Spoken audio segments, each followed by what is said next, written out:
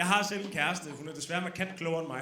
Så noget af det, vi har diskuteret for nylig, det er, hun vil gerne have en bageplade til 900 kroner. Jamen, det er da for vanvittigt. Og hun er så fej i sin måde at gøre tingene på. Fordi på et tidspunkt, vi bor sammen, så vi går i seng sammen, og vi skal til at have sex. Og jeg spørger ligesom, om hun har lyst.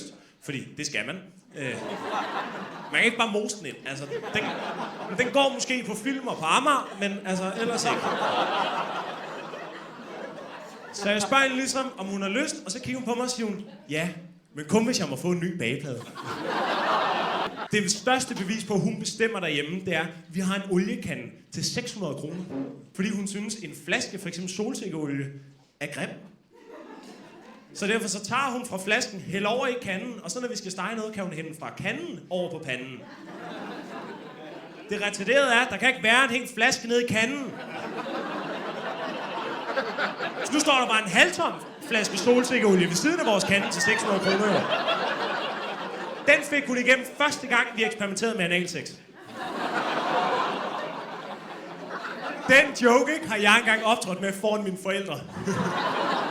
Det var intens. Det vildeste ved det var, at der gik sådan noget 2 uger, så fik min mor en oliekande.